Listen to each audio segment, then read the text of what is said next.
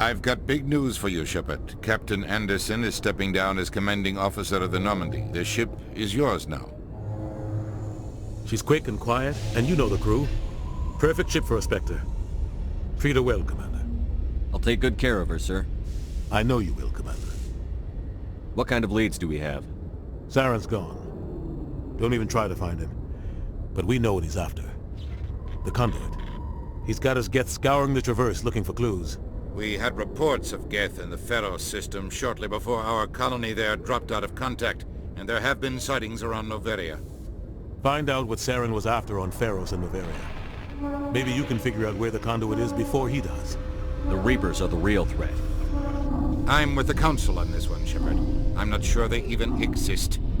But if they do exist, the conduit's the key to bringing them back. Stop Saren from getting the conduit, and we stop the Reapers from returning. I'll stop him.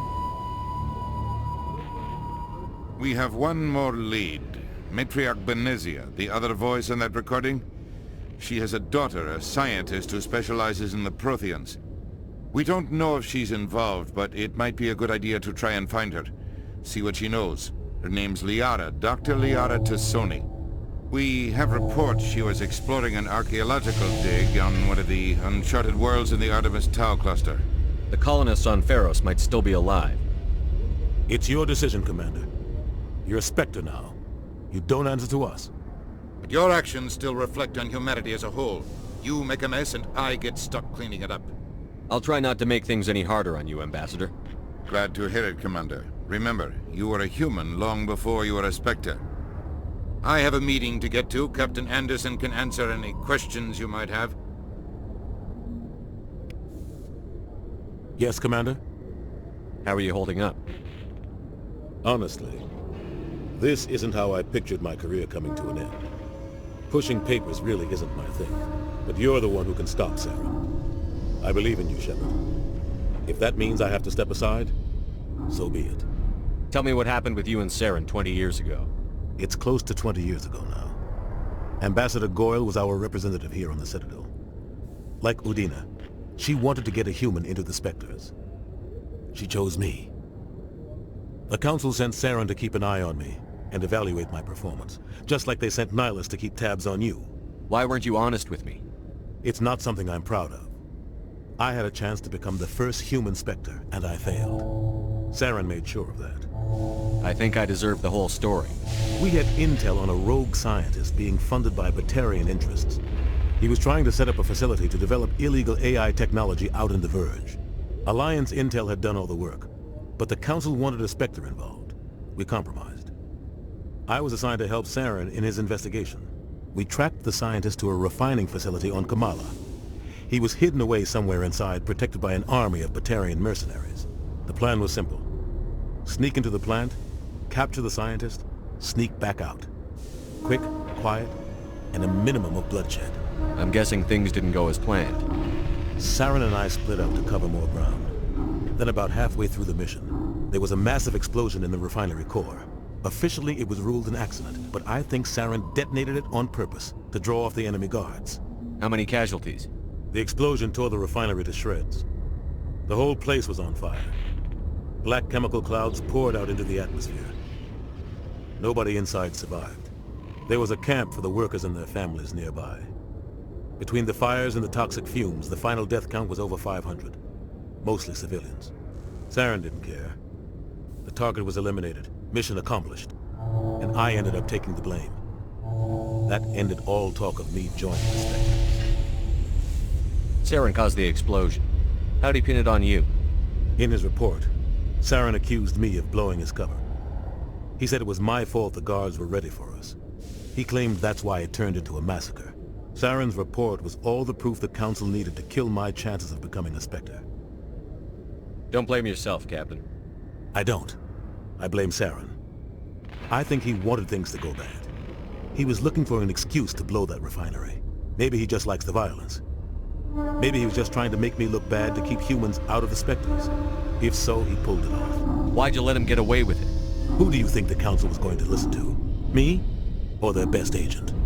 I had a bad feeling about him right from the start. I should have been more careful.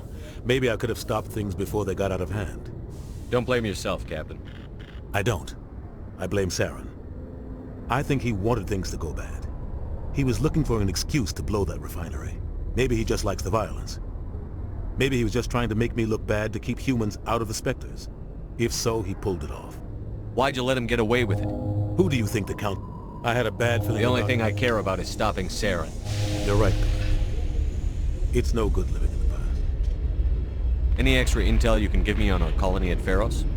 The entire planet used to be one giant Prothean city. Mostly ruins now.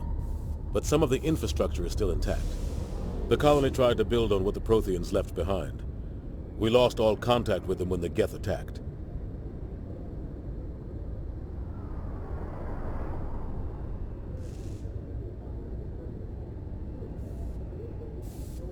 What do you know about the Artemis Tau cluster? Not much. I've never been there myself. A handful of systems with a few small, uncharted worlds, but no real colonies. Might not be easy finding Dr. T'Soni out there. My advice is to look for the world with the Prothean ruins. What can you tell me about Novaria? Novaria's trouble. Always has been. The whole planet's basically a center for corporations to conduct illegal research. Watch your back there, Shepard. Spectres are about the only form of Citadel authority Novaria respects. But they aren't popular. I should go. I'll be here if you need anything. I heard what happened to Captain Anderson. Survives 100 battles and then gets taken down by backroom politics. Just watch your back, Commander. Things go bad on this mission, you're next on their chopping block. Saren's out there somewhere, and we're gonna find him. Everyone on this ship's behind you, Commander. 100%. Intercom's open. If you got anything you want to say to the crew, now's the time. This is Commander Shepard speaking. We have our orders. Find Saren before he finds the conduit. I won't lie to you, crew. This mission isn't going to be easy. For too long, our species has stood apart from the others. Now it's time for us to step up and do our part for the rest of the galaxy. Time to show them what humans are made of. Our enemy knows we're coming. When we go into the Traverse, Saren's followers will be waiting for us. But we'll be ready for them, too. Humanity needs to do this. Not just for our own sake, but for the sake of every other species in Citadel space. Saren must be stopped. And I promise you all, we will stop him. Well said, Commander. Captain will be proud. The captain gave up everything so I could have this chance. We can't fail. Yes, sir. Commander, something you need? I like to know my crew. Mind if I ask you a few questions? I can see where this is going. You did a background check on me, didn't you? Well, I'll tell you the same thing I told the captain. You want me as your pilot. I'm not good. I'm not even great. I am the best damn helmsman in the Alliance fleet. Top of my class in flight school, I earned that. All those commendations in my file, I earned every single one. Those weren't given to me as charity for my disease. I'm sorry, Joker. I didn't even know you were sick. You mean you didn't know? Oh, crap. Okay, I've got Froelich syndrome, brittle bone disease. The bones in my legs never develop properly. They're basically hollow, too much force and they'll shatter.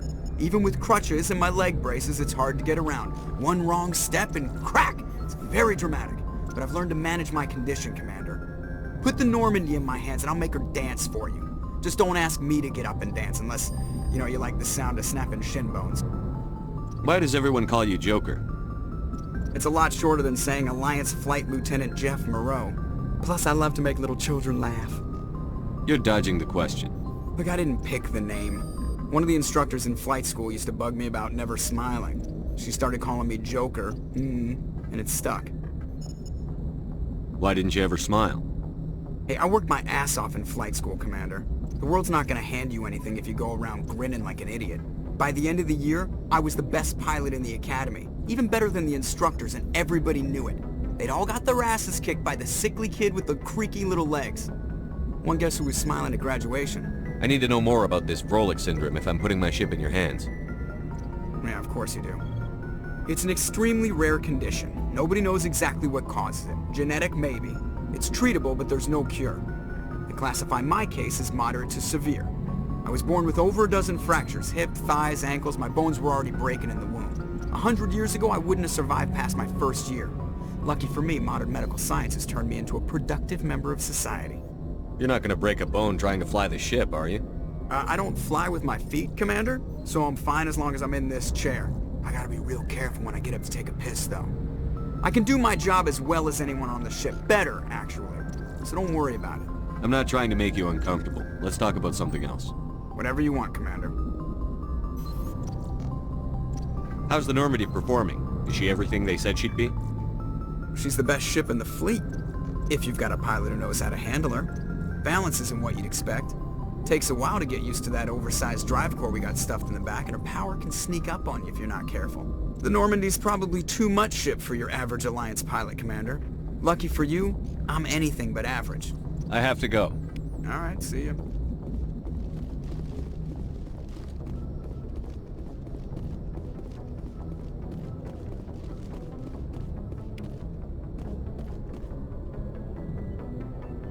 If anyone has to take over for Captain Anderson, I'm glad it's you. I'm not sure about having non-humans on our ship, though. We're all on the same team here, Presley. With all due respect, sir, that's what they said about Nihilus. Look how that turned out. Speak freely, Presley. I want to know if you have a problem with non-humans. It's not that, Commander. Humanity has always handled its own problems. Saren attacked one of our colonies. We should be the ones to stop him. We don't need their help. Some people think asking for help is a sign of weakness. That's just being stupid and stubborn. No matter how strong you are, allies can make you stronger. I guess so. Maybe I'm just stuck in the old ways of thinking. But don't worry, Commander, this won't be a problem. How did you end up assigned to the Normandy? I signed up with the Alliance as a navigator right out of school, following in my grandfather's footsteps, I guess. My first posting was on the Agincourt. We were one of the first reinforcements to arrive at Elysium after the Blitz hit. Those raiders were no match for an Alliance frigate. Of course, the only reason the colony was still standing was because of you, Commander. I can't believe you held out as long as you did. How'd you end up on the Normandy? I got my officer's commission after Elysium. Must have made an impression on the right people. Captain asked for me when he was picking his crew. Carry on, Presley. Yes, sir. Nice ship you got, Shepard. What can I do for you? What's your story, Rex? There's no story. Go ask the Quarian if you want stories. You Krogan lived for centuries. Don't tell me you haven't had a few interesting adventures.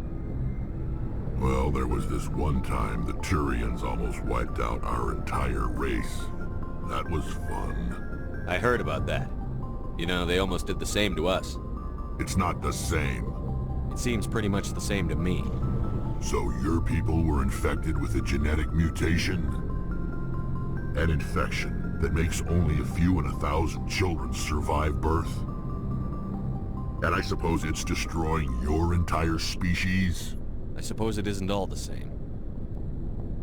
I don't expect you to understand, but don't compare humanity's fate with the Krogan. I was just making conversation. I wasn't trying to upset you.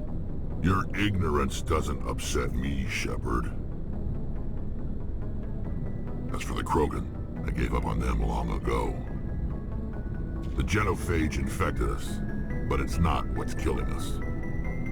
Are your people really dying? We're sure not getting any stronger. We're too spread out. None of us are interested in staying in our own system. Lots of species have left their homes and prospered. But they go to colonize new worlds. We're not settlers. We're warriors. We want to fight. So we leave. Hire ourselves out. And most of us never go back. What can you tell me about the genophage? Ask the Solarians if you want details. They made it. All I know, it makes breeding nearly impossible. Thousands die in stillbirth, and most never get that far. Every Krogan is infected, every one. And no one's rushing to find a cure. Why don't the Krogan try to find a cure? When was the last time you saw a Krogan scientist? You ask a Krogan, would he rather find a cure for the genophage or fight for credits? He'll choose fighting every time. It's just who we are, Shepard. I can't change that. Nobody can. So long, Rex. Shepard. Do you have a few minutes to talk one-on-one? I'm sorry, Commander. I need to get my duty squared away. I wouldn't mind talking more later, though. What's your opinion on the last mission? Kinda wish you'd got there sooner, Commander. No offense, I appreciate the rescue. I just wish...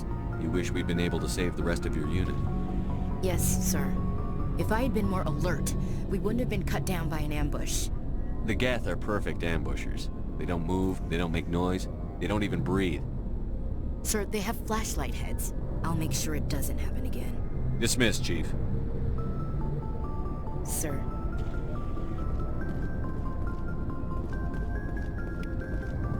Thanks for bringing me on board, Commander.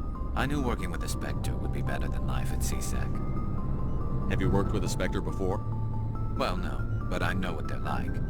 Spectres make their own rules. You're free to handle things your way. At CSEC, you're buried by rules. The damn bureaucrats are always on your back. For the most part, the rules are there for a reason. Maybe.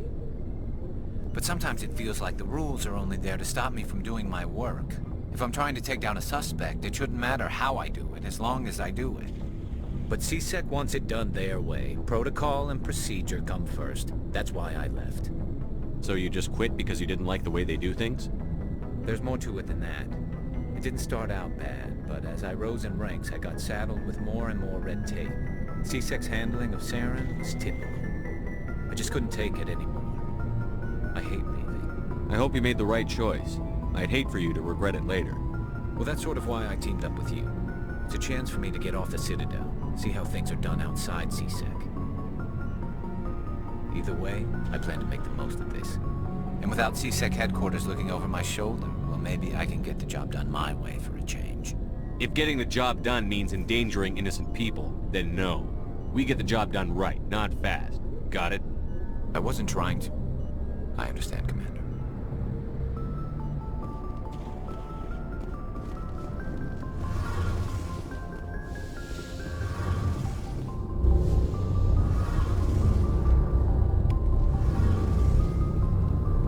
Hey, Commander, you know that Quarian, Tally?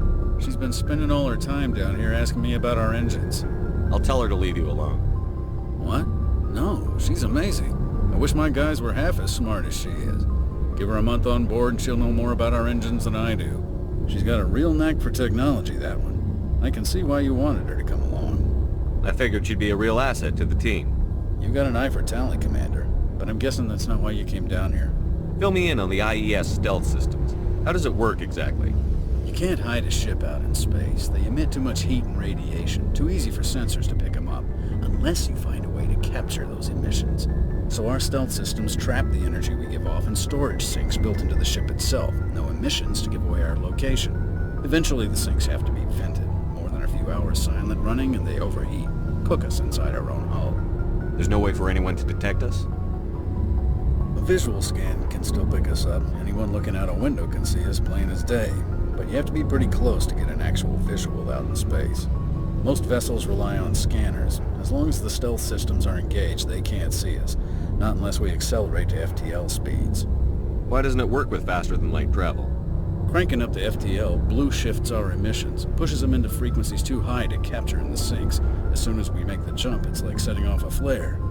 Sensors can pick up our location whenever we enter or exit FTL flight, but for short-range missions, our stealth systems are amazing, and we've got the only one. I want to know more about the Normandy.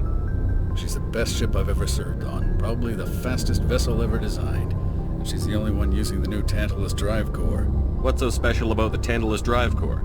Proportionally, it's about twice the size of any other vessel. Not only are we faster, we can run at FTL speeds longer before we have to discharge the core. Where else have you served, Adams? If you name a class of Alliance ship, I've probably served on it. Everything from dreadnoughts and carriers right down to frigates like the Normandy. My last assignment was on the Tokyo, only a cruiser, but she was a good ship. Couldn't hold a candle to the Normandy, though. Carry on, Adams. Aye, aye, Commander. Your ship's amazing, Shepard. I've never seen a drive core like this before. I can't believe you were able to fit it into a ship this small. I'm starting to understand why you humans have been so successful. I had no idea Alliance vessels were so advanced. The Normandy's a prototype. Cutting-edge technology. A month ago, I was patching a makeshift fuel line into a converted tug ship in the flotilla. Now, I'm sitting on board one of the most advanced vessels in Citadel space. I have to thank you again for bringing me along. Traveling on a vessel like this is a dream come true for me. I had no idea you found ship technology so interesting. It comes with being a Quarian. The migrant fleet is the key to the survival of my people. Ships are our most valuable resource. But we don't have anything like this. We make do with cast-offs and second-hand equipment. We just try to keep them running for as long as we can. Some of the fleet's larger vessels date all the way back to our original flight from the Geth. I can't believe your fleet's still using ships that are 3 centuries old. They're constantly being repaired, modified, and refitted. They aren't pretty, but they work. Mostly. We've tried to make ourselves as independent as possible on the flotilla, grow our own food, mine, and process our own fuel. But some things we just can't make on our own. A patch to maintain the hull integrity requires raw materials we just don't have. That's why our pilgrimages are so important. Tell me about your people. Our lives aren't easy. Resources are scarce, and we are constantly on the move. Everything we do must in some way contribute to the continuation of the migrant fleet. There are 17 million Quarians in the flotilla, and each of us relies on the others for survival. The bonds among my people are strong. Unfortunately, we have had to surrender many of the freedoms and civil liberties other species take for granted. What kind of freedoms? Well, it's illegal for parents to have more than one child.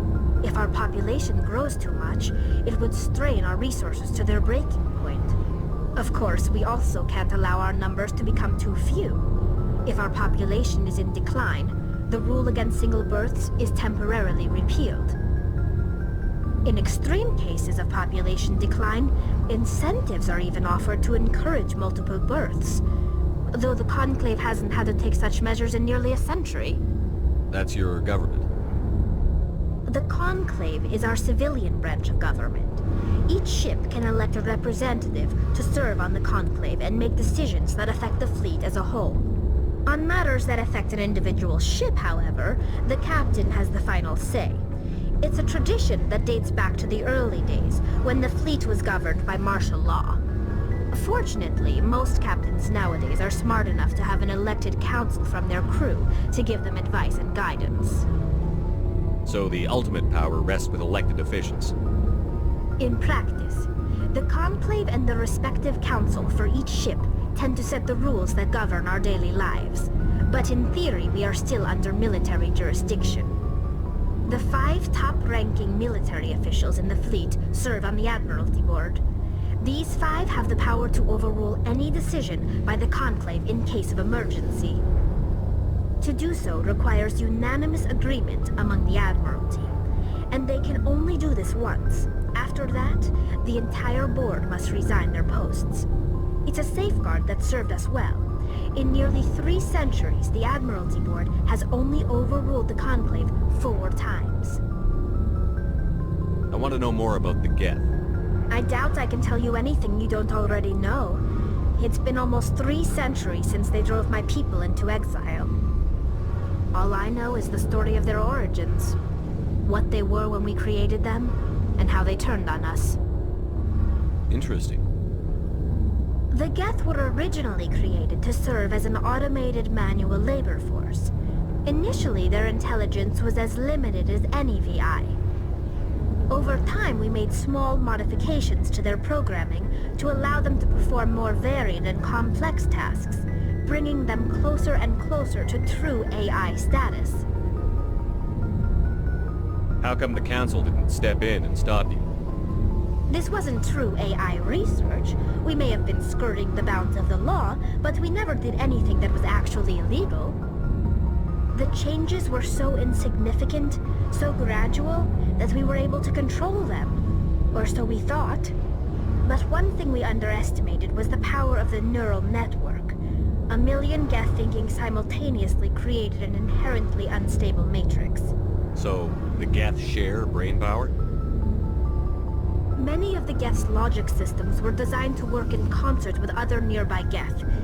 Basically, the more of them you have in a group, the smarter they are. What made them rebel?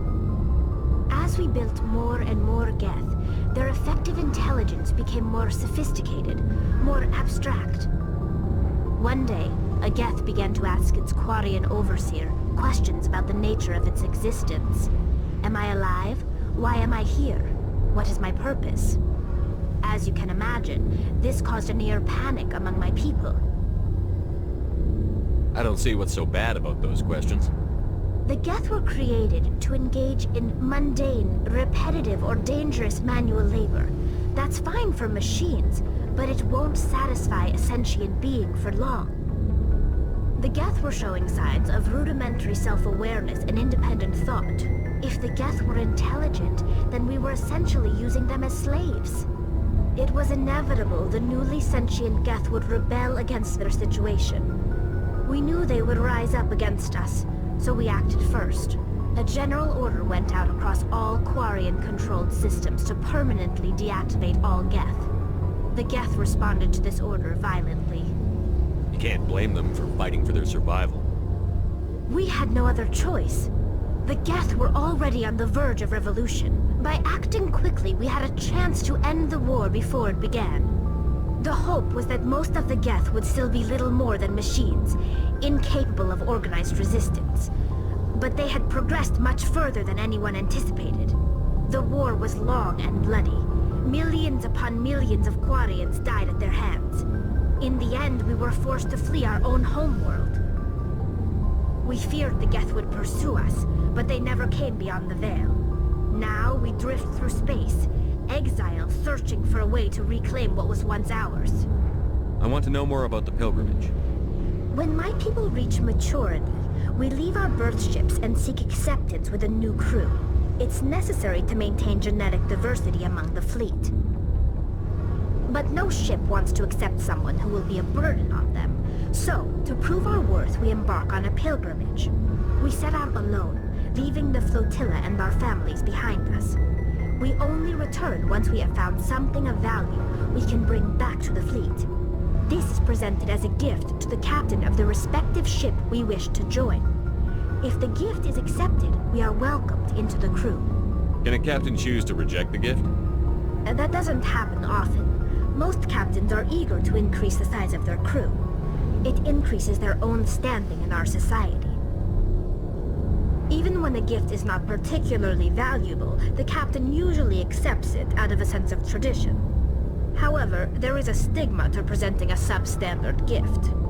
It's not the best way to make a good impression on a new community. Most pilgrims don't return until they find something worthwhile. I want to talk about something else. Like what? I should go. See you later.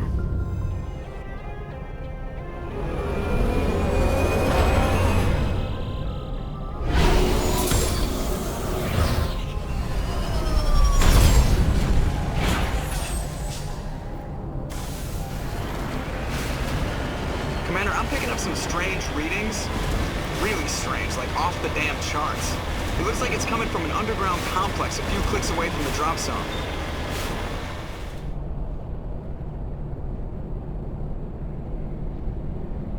Can you hear me out there? I'm trapped. I need help. Are you okay? What happened to you? Listen, this thing I'm in is a Prothean security device. I cannot move, so I need you to get me out of it, all right? Your mother is working with Saren. Whose side are you on? What?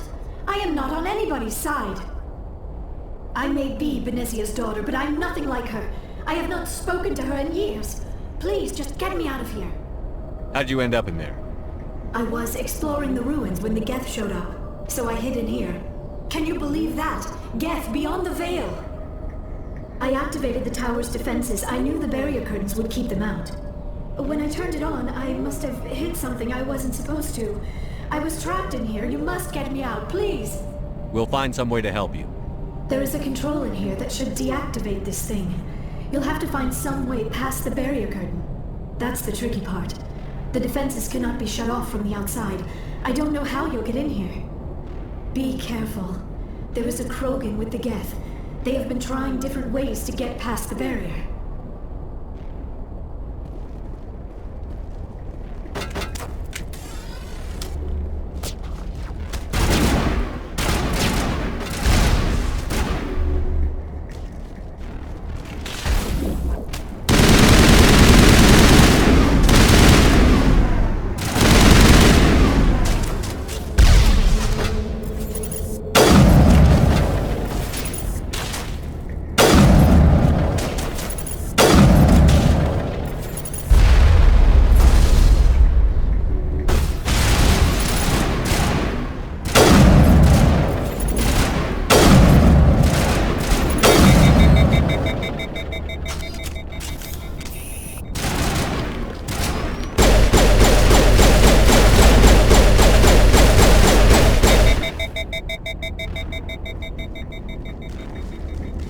Area secure.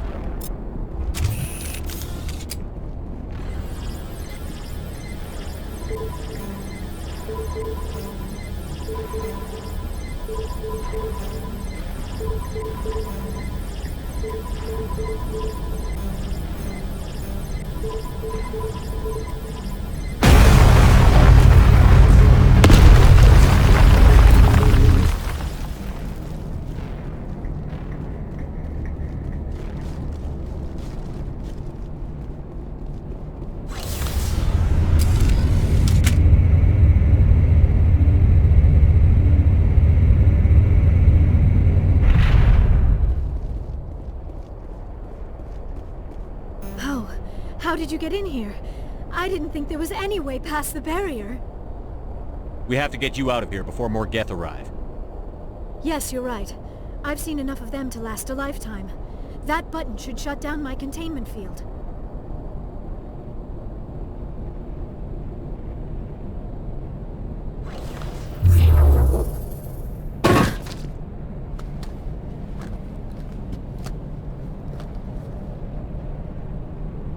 Any idea how we get out of this place? There is an elevator back in the center of the tower. At least I think it's an elevator. It should take us out of here. Come on! I still cannot believe all this. Why would the Geth come after me? Do you think Benezia's involved? Saren's looking for the conduit. You're a Prothean expert. He probably wants you to help him find it. The conduit? But I don't know... What the hell was that? These ruins are not stable. That mining laser must have triggered a seismic event. We have to hurry. The whole place is caving in.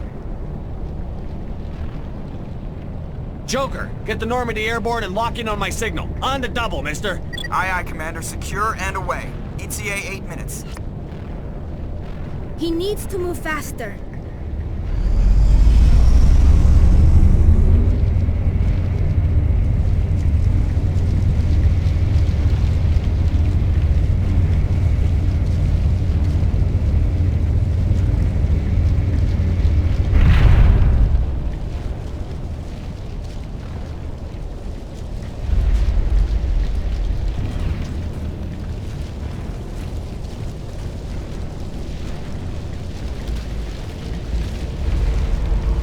Surrender. Or don't. That would be more fun. In case you didn't notice, this place is falling apart. Exhilarating, isn't it? Thanks for getting rid of those energy fields for us. Hand the doctor over. Whatever it is you want, you are not getting it from me. She'll stay with us, thanks. Not an option. Saren wants her, and he always gets what he wants. Kill her. Spare the Asari if you can. If not, doesn't matter.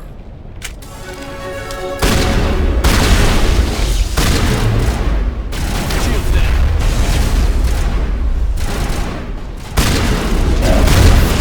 Jet's online.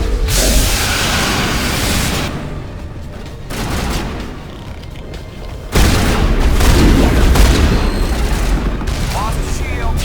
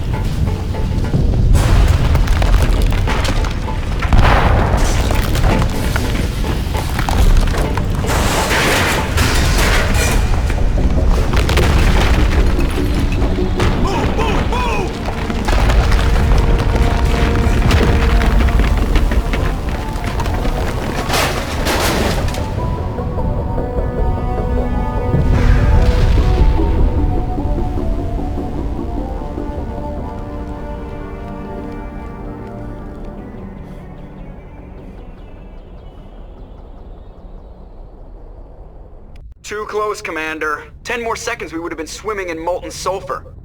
The Normandy isn't equipped to land in exploding volcanoes. They tend to fry our sensors and melt our hull.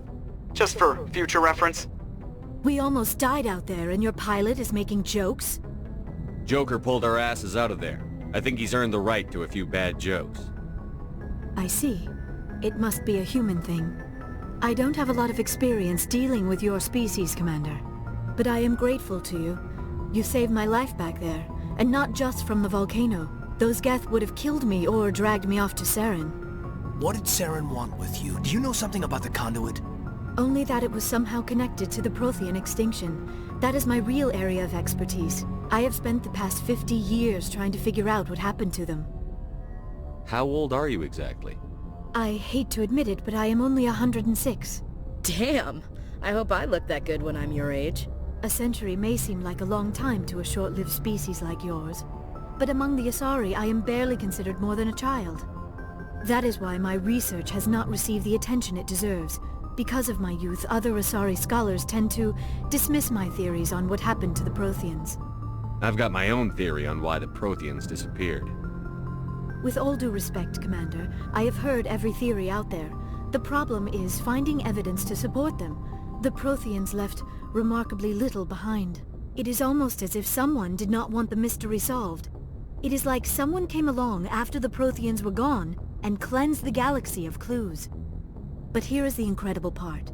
According to my findings, the Protheans were not the first galactic civilization to mysteriously vanish.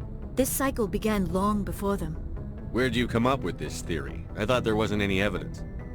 I have been working on this for 50 years. I have tracked down every scrap and shred of evidence. Eventually, subtle patterns start to emerge, patterns that hint at the truth. It is difficult to explain to someone else. I cannot point to one specific thing to prove my case. It is more a feeling derived from a half-century of dedicated research. But I know I'm right, and eventually I will be able to prove it. There were other civilizations before the Protheans. This cycle has repeated itself many times over.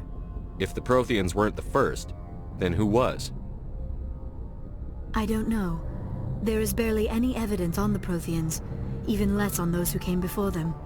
I cannot prove my theory, but I know I am right. The galaxy is built on a cycle of extinction. Each time a great civilization rises up, it is suddenly and violently cast down. Only ruins survive. The Protheans rose up from a single world until their empire spanned the entire galaxy. Yet even they climbed to the top on the remains of those who came before. Their greatest achievements, the mass relays and the Citadel, are based on the technology of those who came before them. And then, like all the other forgotten civilizations throughout galactic history, the Protheans disappeared. I have dedicated my life to figuring out why. They were wiped out by a race of sentient machines. The Reapers. The Reapers? But I have never heard of. How do you know this? What evidence do you have? There was a damaged Prothean beacon on Eden Prime. It burned a vision into my brain. I'm still trying to sort out what it all means. Visions. Yes, that makes sense. The beacons were designed to transmit information directly into the mind of the user. Finding one that still works is extremely rare. No wonder the Geth attacked Eden Prime. The chance to acquire a working beacon, even a badly damaged one, is worth almost any risk. But the beacons were only programmed to interact with Prothean physiology. Whatever information you received would have been confused, unclear. I am amazed you were able to make sense of it at all. A lesser mind would have been utterly destroyed by the process. You must be remarkably strong-willed, Commander. Okay, this isn't helping us find Saren or the conduit. Of course, you are right. I am sorry, my scientific curiosity got the better of me. Unfortunately, I do not have any information that could help you find the conduit, or Saren. I don't know why Saren wanted you out of the picture, but I think we'll be a lot better off if we bring you along. Thank you, Commander. Saren might come after me again. I cannot think of anywhere safer than here on your ship. And my knowledge of the Protheans might be useful later on. And her bionics will come in handy when the fighting starts. Good to have you on the team, Liara. Thank you, Commander. I am very grateful. Oh, I am afraid I am feeling a bit lightheaded. When was the last time you ate? Or slept? Dr. Chakwa should take a look at you. It is probably just mental exhaustion, coupled with the shock of discovering the Prothean's true fate. I need some time to process all this. Still, it could not hurt to be examined by a medical professional. It will give me the chance to think things over. Are we finished here, Commander? We can talk again after you've seen the doctor. The rest of you, dismissed. Mission reports are filed, Commander. You want me to patch you through to the Council? Patch him through, Joker. Setting up the link now, Commander. We've received your report, Commander. I understand Dr. T'Soni is on the Normandy. I assume you're taking the necessary security precautions. Liara's on our side. The Geth were trying to kill her. Benezia would never allow Saren to kill her daughter. Maybe she doesn't know. Or maybe we don't know her. We never expected she could become a traitor. At least the mission was a success. Apart from the utter destruction of a major Prothean ruin. Was that really necessary, Shepard? The Geth were crawling all over those ruins. We were lucky to make it out alive. Of course, Commander. The mission must always take priority. Good luck, Commander. Remember, we are all counting on you.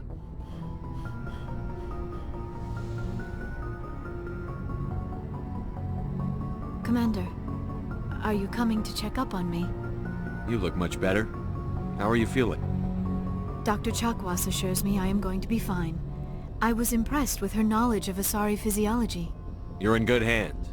Dr. Chakwas knows what she's doing. I never properly thanked you for saving me from the Geth, Commander. If you hadn't shown up... I'm just glad we got there in time. So am I. I know you took a chance bringing me aboard this ship. I have seen the way your crew looks at me. They do not trust me. But I am not like Benezia. I will do whatever I can to help you stop Saren. I promise. Don't worry, Liara. I trust you. I know you won't let me down. It means a lot to hear you say that, Commander. Thank you. Tell me about yourself, Liara. Me? I am afraid I am not very interesting, Commander. I spend most of my time on remote digs, unearthing mundane items buried in long-forgotten Prothean ruins. Sounds dangerous. And lonely. Sometimes I would run afoul of indigenous life forms or stumble across a small band of mercenaries or privateers, but I was always careful. Until the Geth followed me to Artemis Tau, I never found myself in any situation my biotics could not handle. As for the solitude, well, that is one aspect that most appealed to me. Sometimes I just need to get away from other people. You don't like other people? I suppose it comes from being a matriarch's daughter. People expected me to follow in Benezia's footsteps. They wanted me to become a leader of our people. Matriarchs guide their followers into the future. They seek the truth of what is yet to come. Maybe that's why I became so interested in the secrets of the past. It sounds so foolish when I say it out loud. It sounds like I became an archaeologist simply to spite Benezia. All children rebel against their parents. It's a natural part of growing up. Aha, you share the wisdom of the matriarch, Shepard. That is exactly what Benezia said when I told her of my decision. But there was more to it than that. I felt drawn to the past. The Protheans were these wondrous, mysterious figures. I wanted to know everything about them. That is why I find you so fascinating. You were marked by the beacon on Eden Prime. You were touched by working Prothean technology. Sounds like you want to dissect me in a lab somewhere. What? No! I did not mean to insinuate. I never meant to offend you, Shepard. I only meant that you would be an interesting specimen for an in-depth study. No, that's even worse. Calm down, Liara. I was only joking. Joking? Oh, by the goddess, how could I be so dense? You must think I am a complete and utter fool. Now you know why I prefer to spend my time in the field with data disks and computers. I always seem to say something embarrassing around other people. Please, just pretend this conversation never happened. Do you know why Benezia joined up with Saren? I don't understand it. She was always outspoken about the need for the Asari to become more involved in shaping galactic events. Maybe she thought allying herself with Saren would somehow be for the greater good in the long run. At least I hope so. This hurts you, doesn't it? None of this makes any sense to me. I have not spoken to Benezia in many years, but I know her, and this was not like her. Something changed. I'd like to know more about the Asari. We were the first species to discover the Citadel. We were instrumental in forming the Council, and we always strive to be the voice of peaceful cooperation in galactic disputes. My people believe we are all part of a single galactic community. Each species contributes something to the greater whole. Although we seek to understand other species, it seems few of them seek to understand us. The galaxy is filled with rumors and misinformation about my people. Like what? Most of the inaccuracies are centered around our mating rituals. My species is monogendered. Male and female have no real meaning for us. We still require a partner to reproduce. This second parent, however, may be of any species and any gender. I don't understand. Your species can mate with anyone? Mating is not quite the proper term, not as you understand it. Physical contact may or may not be involved, but it is not an essential element of the union. The true connection is mental. Our physiology allows us to meld with other beings. We can touch the very depths of their minds. We explore the genetic memory of their species. We share the most basic elements of their individual and racial identities. We then pass these traits on to our daughters. It is how we learn to grow as a species and how we develop a greater understanding of other races. What happens to your partner after the union? Every relationship is different. Some unions are a single encounter with both parents parting ways afterwards. Others can be more long-term. Sometimes an Asari and her partner will stay together for many decades.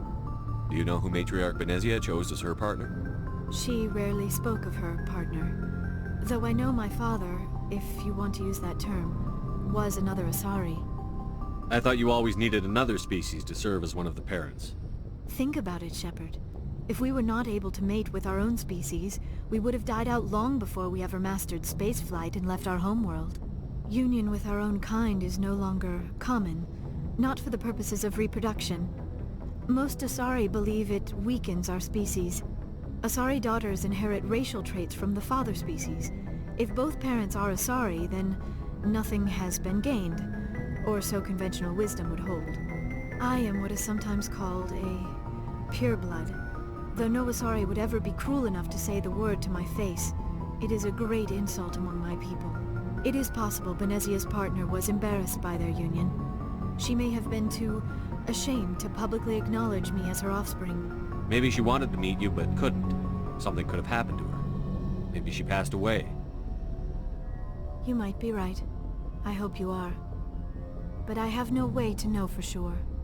Benezia never spoke of her partner. Whatever happened, it caused her too much pain to dwell on it. She raised me by herself, though that is not uncommon. Many Asari raise their children alone, particularly if the father species is short-lived. Often the partner will pass on long before the child reaches maturity. You Asari live for 1,000 years. What happens when your partner dies? Few sapient species live as long as my kind. We have learned to take a philosophical approach to our unions. We do not focus on the inevitable loss of our partners. Instead, we enjoy the time we spend with them. And even after they're gone, a part of them lives on in us. The union is a connection that transcends both time and space. I should go. Goodbye, Shepard.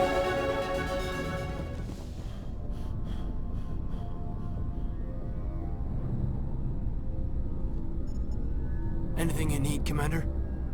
Just trying to get a sense of where the crew's at. Thoughts? Is this an official evaluation, Commander? Or off the record? Alenko, when it's just you and me, you can consider it off the record. That's a generous attitude. Okay. I think there's something wrong with all this. This Saren is looking for records on some kind of galactic extinction, but we can't get backup from the Council? Sorry, Commander. There's writing on the wall here, but someone isn't reading it. The Council doesn't want to believe anything's wrong. I'd call it human nature, but... I hear you. It just seems like a group that's been around as long as the Council should see this coming. Sorry if I got too informal. Protocol wasn't a big focus back in Bot. Tell me about it. Biotic acclimation and temperance didn't last past the airlock. To the kids they hauled in, it was brain camp. Sorry, hauled in is unkind. We were encouraged to commit to an evaluation of our abilities so an understanding of biotics could be compiled.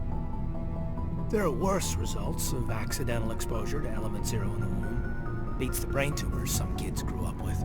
Is there some question about how you were exposed? My mother was downwind of a transport crash. It was before there were human biotics, a little after the discovery of the Martian ruins. It only gets iffy around 63 when Kinetics was running out of first-gen subjects. Until then, they'd relied on accidentals. A bunch of guys in suits show up at your door after school, and next thing you know, you're out on Jump Zero. Jump Zero is Gagarin Station, right? What's it like? Yeah, that's the official name. Biggest and farthest facility we had for decades. Right on the termination shock, the outer edge of the solar system. It's where they did all the Goose Chase FTL research before we caught on to using mass effect fields. It was a sterile research platform when I was there. There were other kids in the same boat, right? At least you weren't alone out there. That's true. We did have a little circle that'd get together every night before lights out. We didn't have much to do, though. It was a research platform then, and Kinetics kept Jump Zero off the extranet to prevent leaks. Then you must have had plenty of time to get to know each other. Yeah, we'd sit around and bull every night after dinner, play cards or network games. There was this girl named Rana, who had a little circle grow up around her. She was from Turkey. Her family was very rich. But she was smart and charming as hell. Beautiful. But not stuck up about it. I think you'd have liked her. Sounds like she was special to you. She was. Maybe she felt the same. But things never felt together. Training, you know. You know of any intentional exposures for certain? No one knows. Doesn't mean they didn't happen. As big as the exposures were, it was hard to track down accidentals. It was different then. No one knew the potential, so there wasn't a lot of regulation. Anything Kinetics did was gold. I'm not saying they intentionally detonated drives over our outposts, but in retrospect, they were damn quick on the scene. Jump Zero's a long way from home. What was it like? The grand gateway to humanity looks a lot better in the vids. But that's my own baggage, Commander. No bearing on this. Alenko, there's no regulation that says you can't be friends with your commander. I appreciate that, Commander. I just don't want you to think that I'm a whiner. Besides, I've got my past squared away.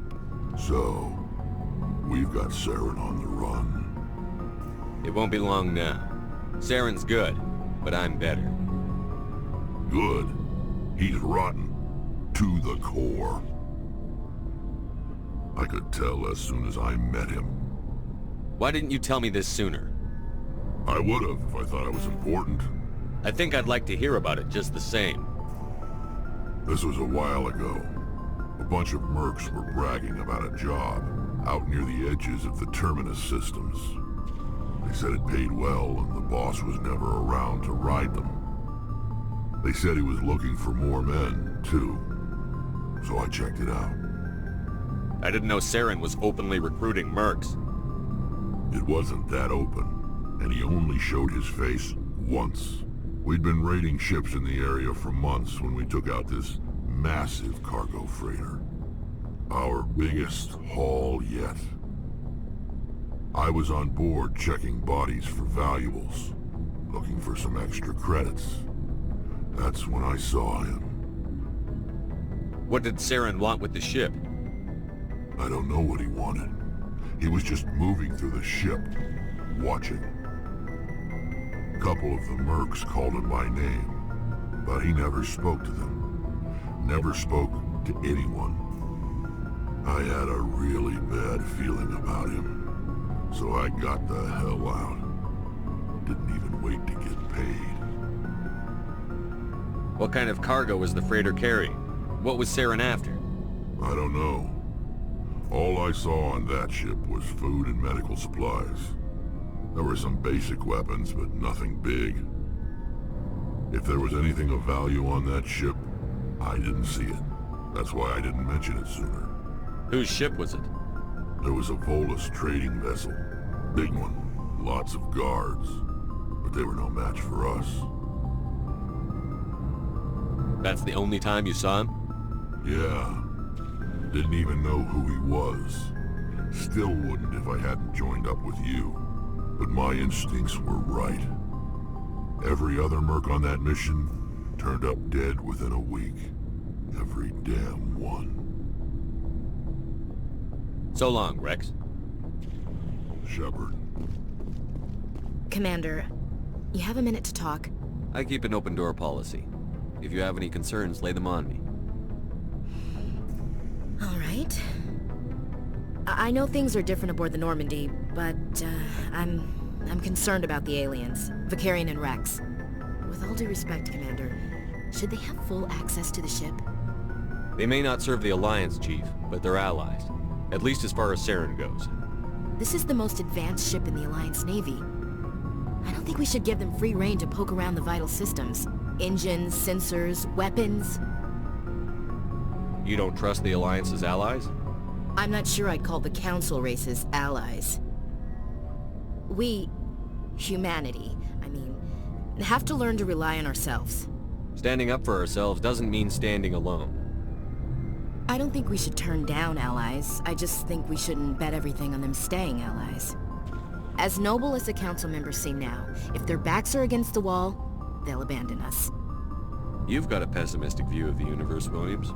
A pessimist is what an optimist calls a realist. Look, if you're fighting a bear and the only way for you to survive is to sick your dog on it and run, you'll do it. As much as you love your dog, it isn't human. It's not racism, not really.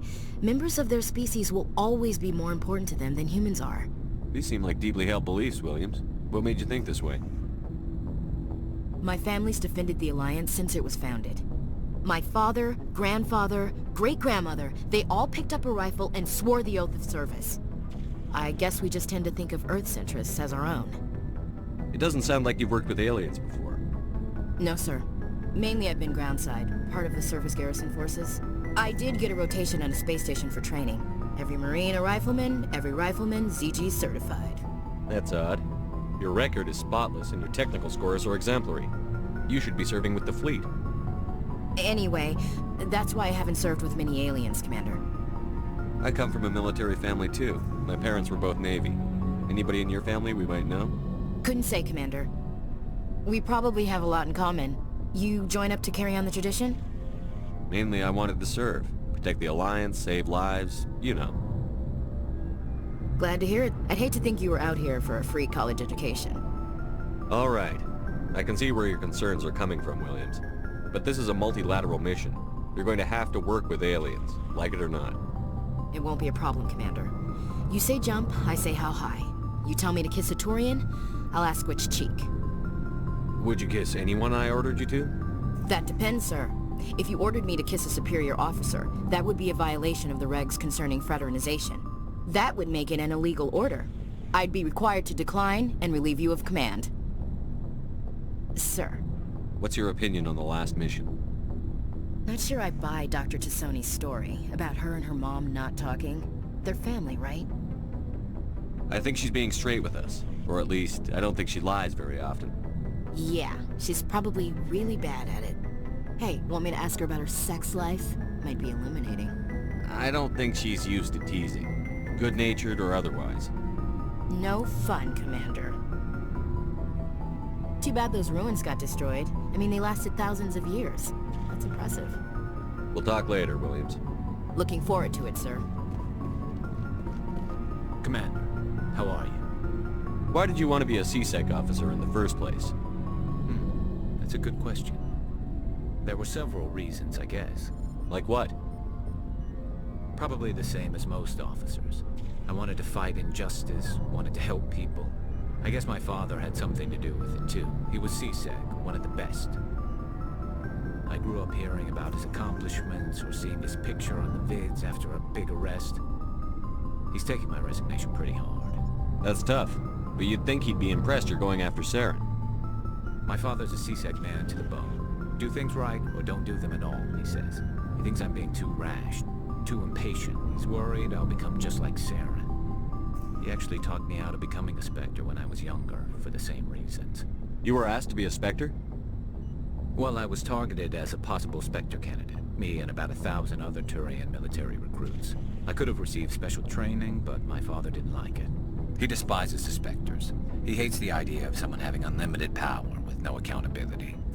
He wouldn't like you, Commander. No offense. I suppose I can understand his concern. You can, but Saren's not gonna play by our rules, C-Sec's rules. If you want to nail Saren, you need to send someone who isn't restricted by policies and procedures. Just because you can break the rules doesn't mean you should. I don't need to stoop to Saren's level to stop him. And neither do you, Garrus. I see what you mean, but I'll think about it. Thanks, Commander.